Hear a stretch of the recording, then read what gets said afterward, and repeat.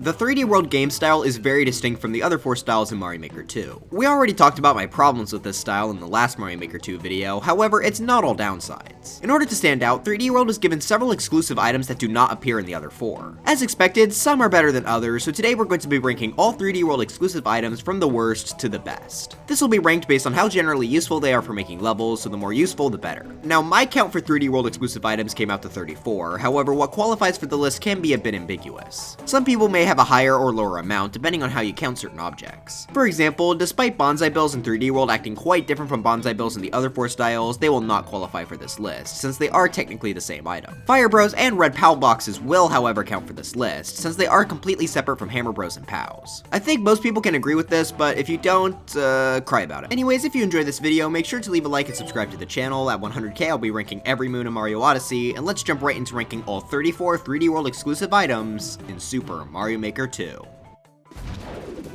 And getting last place for the second list in a row, we have Meowser. I'll be brief on this guy since I've already talked about how much I dislike him in like 30 other videos, but he's just super annoying. It's very hard to make a boss fight with him since he can just jump into the background. If he's given wings, he can spend well over a minute sitting behind the player. So yeah, this is easily Mario Maker 2's worst boss. Oh, and the reason he even qualifies for this list is because he's not called Bowser, it's Meowser. So, lucky? Yeah, sure, lucky him, so he gets to take last place at number 34.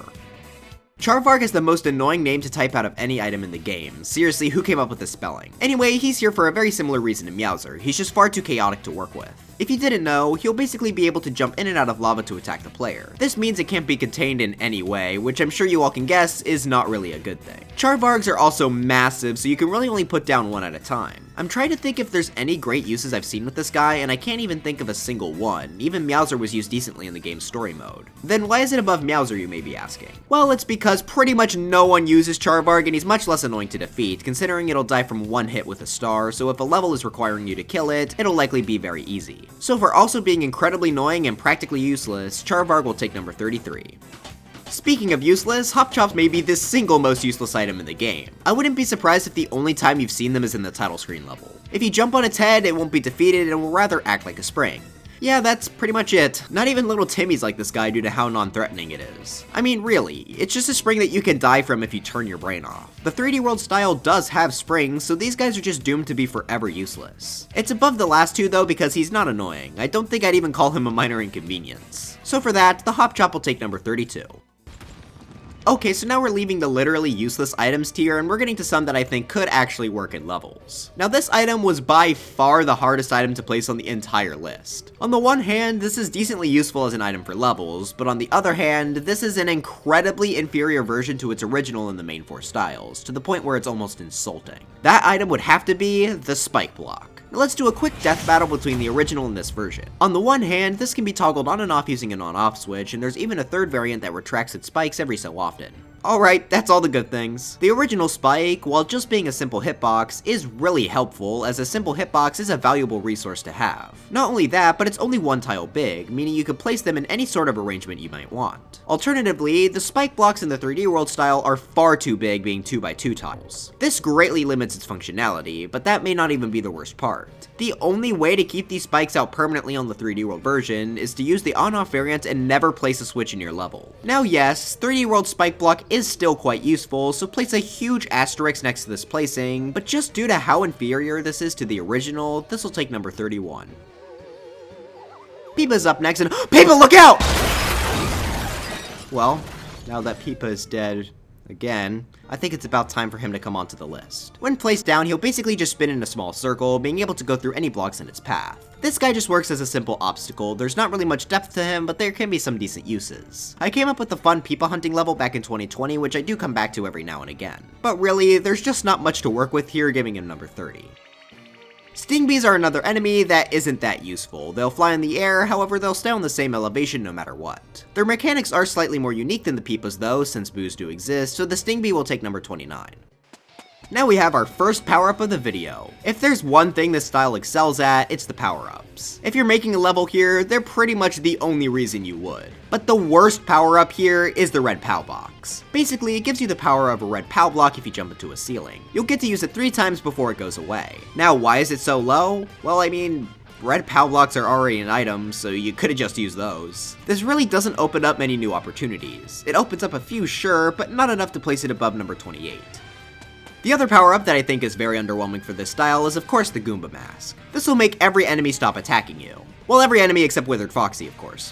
You'll still take damage if they touch you, but they won't go out of their way to do so. Some of these are pretty funny, which is one reason it got the edge over the red POW box. The reason it's next to it at all though is because, well, this isn't really that helpful for making levels. The enemy standing perfectly still is pretty cool, and cosplaying as a Goomba can be fun, but it's really not enough to put it above number 27.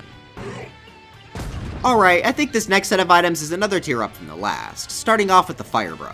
These guys act just like Hammer Bros, except instead of hammers, it's fire. Once again, these guys are just basic enemies, and since 3D World doesn't really have much for them to interact with, they aren't too helpful. The main problem with these guys, though, is their fact that they're 3D World exclusive. Sure, they had a decent role in 3D World, having several levels based around them, but that's no excuse to not have them in the other styles. This just goes to show how bad of an idea it was making these styles separated. It just allowed Nintendo to not have to make as much content as they should have. Anyways, side tangent over, Fire Bros will take number 26. Cloud lifts are just worse lifts from the main four styles. This isn't as insulting as the spike block though, they'll basically just move around in the direction the player sets, along with being able to have their size adjusted. The thing is though, there's no falling variant, which I honestly prefer to the original. Additionally, this is one of the items hurt the most by the lack of tracks. See, the reason lifts are so helpful is because they work so well with tracks, being able to move anywhere the maker wishes. The cloud lifts are very limited in comparison. It's not really its fault, but the lack of tracks just bring this item down several places, giving it number 25. Our next power-up to make the list is the Koopa Troopa car. This will basically give Mario a boost in movement speed while also allowing him to run over certain enemies. If you ram into the wall too many times though, the car will break. This is a decent idea for an item. It really doesn't have that much room to expand on, but levels using it can be fun. Emphasis on the word can though, as designing around the car has to be done in a very specific way. Turning in this thing is horrendous. It comes to a complete halt and you have to wait for the car to start up again. If your car level doesn't use springs to turn the player around, then this item is a pain to use. That also means that most good car levels are pretty mindless. It's just a really limiting item overall. So for that, it'll take number 24. I'll be honest, I really like the blinking blocks. They're the star of one of my favorite levels in 3D World, so I was incredibly excited to see them come over to Mario Maker 2. I think they did a pretty good job here. These guys can be used for platforming as timed obstacles and even timers since they're already attached to one that runs globally. The only reason I have them be so low though is because the dotted line blocks were eventually added to the 3D World style as DLC. Not sure why they weren't in the base game, but that's aside the point. That did take away a good chunk of its uses, however the blinking blocks are still a lot of fun to use when you're looking for a simple patience testing segment. So for their fun simplicity, the blinking blocks will take number 23. Now we begin our largest tier in this video, the true mid tier with the Porka Puffer. These guys act as underwater enemies where they try to eat Mario. Was that the bite of 87? They can also jump onto land like normal Cheep Cheeps as well, and due to them being one-hit kills, they're some of the most intimidating enemies in the game. The Porka Puffer works really well as an underwater obstacle, making levels there a smidge more fun. So providing a unique obstacle, these guys will take number 22. The Ant Trooper and its horn variant just work as great base enemies. Their mechanics are relatively simple, however they can be made much more complex. The big variants can't be killed by jumping or heck even fire, instead causing Mario to jump off of them like a trampoline. Ant Troopers also climb walls as well, leading to several opportunities using these guys that can't be done with anything else. They can be used as good simple enemies on top of that as well, especially for underground levels. The generic Ant Trooper is probably the least useful, but with so many variations, this guy will take number 21. The Skip Squeak is another simple enemy, but it was just barely able to edge out the Ant Troopers due to one simple gimmick. The Skip Squeaks will basically stand in place and will only jump when Mario does. This is a completely unique gimmick only seen on them, which means they can be used to make Mario Maker 2's only real jump detectors. You could also make them in the nighttime version of the ground theme in the main four styles, but this is the only one you can make in all level themes. Add on that they work decently as basic enemies, maybe not as well as Ant Troopers, but still good nonetheless, these guys will take number 20. Piranha Creepers are a really unique enemy. They can provide for some really interesting obstacles due to just how their body is structured and how the amount of health they have is essentially tied to their length. The only real problem I have with these guys is their terrible hitboxes. You get killed so easily when you really shouldn't. But yeah, for making a really unique enemy with terrible hitboxes, this guy will take number 19. The final basic enemy for this video is the bully, for the simple reason of him just being really unique. I've always had a soft spot for the bullies. I don't really like them as much as Dry Bones for Smash, but I like them a lot. They of course uniquely don't damage the player upon contact, rather they just bounce them back. This makes these guys one of the most fun enemies to fight as you struggle to push them back over the edge. They're probably one of the easiest enemies to do right. Sure, they're simple, but I enjoy fighting them more than every other enemy here. I may be a bit biased, but I'm going to be giving the bullies number 18.6.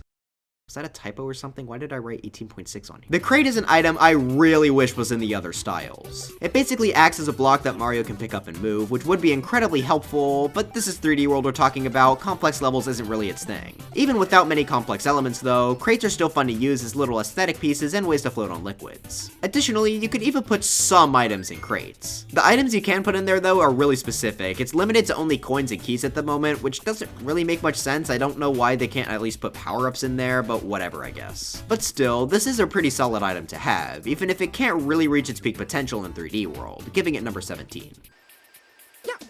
We already talked about the Red POW box earlier, so now it's about time we talk about the Red POW block. These basically act the same as regular POWs, however they have the ability to not only chain react with one another, but also destroy and activate certain blocks like bricks. Just the way they're able to work with each other to transport signals is useful enough, even in this limiting style. The only thing is, these essentially created the worst level type Mario Maker has ever seen with the refreshing special levels. These are all seizure-inducing levels that are all super popular because I guess no one playing this game has a single brain cell. If you ever made one of these levels, delete it immediately or your sins will never be forgiven. Oh yeah, anyway, the Red POW block is cool, so it gets number 16.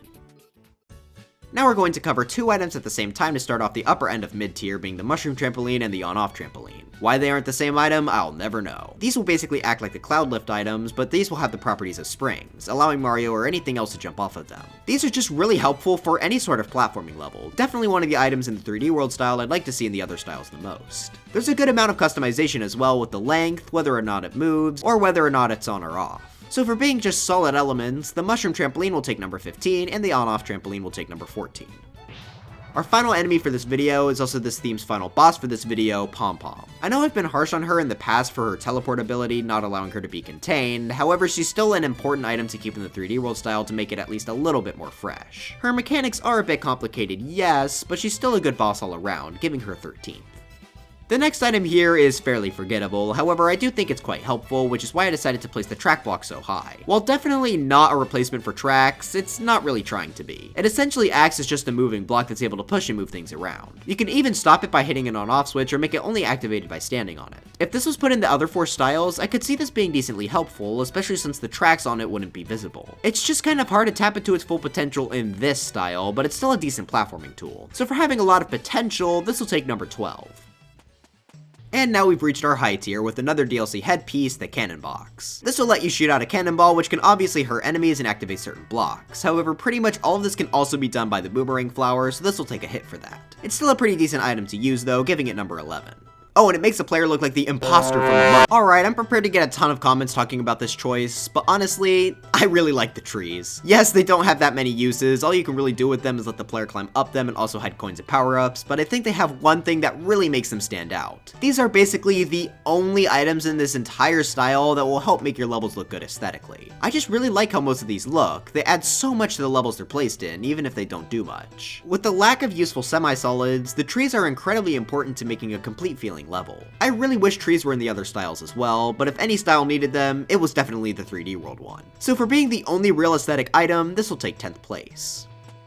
Our next two items are the remaining masks, the Bullet Bill and the Propeller. These both allow for flight. Bullet Bill mask will focus on horizontal flight, and the Propeller flight will act just like a propeller mushroom, except you get 3 boosts instead of just 1. They both allow for more complex movement in the air, which creates several unique level possibilities that can't be done otherwise. They're a bit too overpowered to be used in standard levels, but they're great for levels tailor-made for them. I'm going to give the Bullet Bill mask 9th and the Propeller 8th, since I feel like the Propeller box does have a bit more room to be creative. The dash block is conceptually very simple. You touch it and instantly get to top speed. I really like this block for speedrunning levels or even just standard fast-paced levels. It can be quite annoying to build up speed, especially in 3D World, so having a way to instantly get the player moving is pretty fun. I would have loved to see these in the other styles. It's probably the single item I'd want to see the most, because like a Kaizo level in Mario World using these would be really fun. It's a shame they're stuck here, but the dash block will still take number 7.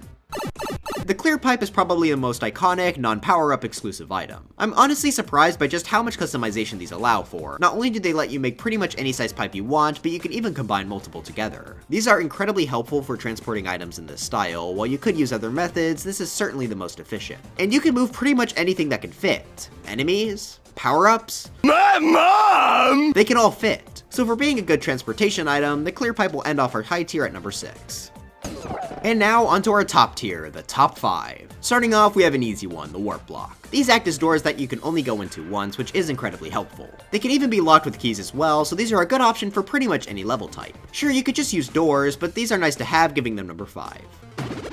The exclamation mark block is a really cool item that I'm so sad is stuck here. This basically lets you create a trail of blocks that appear once the main block is activated. This is a great concept and works well in most level types. They can be fun tools for platforming, and they're a great way to send signals due to their path customization. So for having so many different uses, the exclamation mark block will take 4th.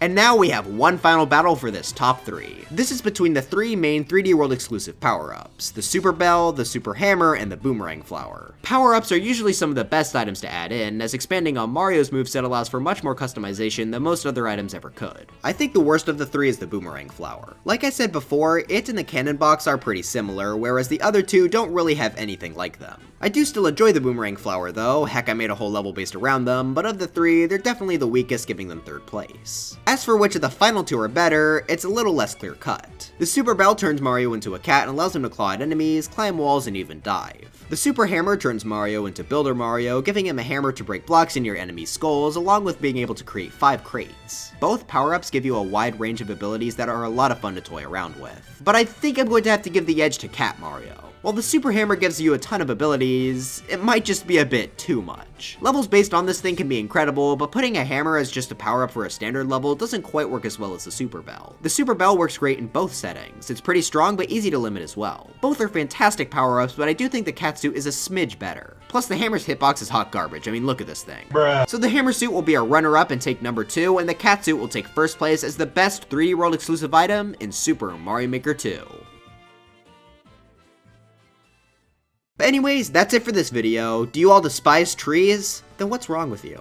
I mean, I guess you could share that in the comments, but why? Anyways, this was a quick video I wanted to make after the beast the last one was, which was nearly an hour-long ranking of the classic modes in Ultimate. That was a ton of fun to make, so I highly suggest checking it out if you haven't already. But anyways, dry bones for Smash, and I'll see you guys next time.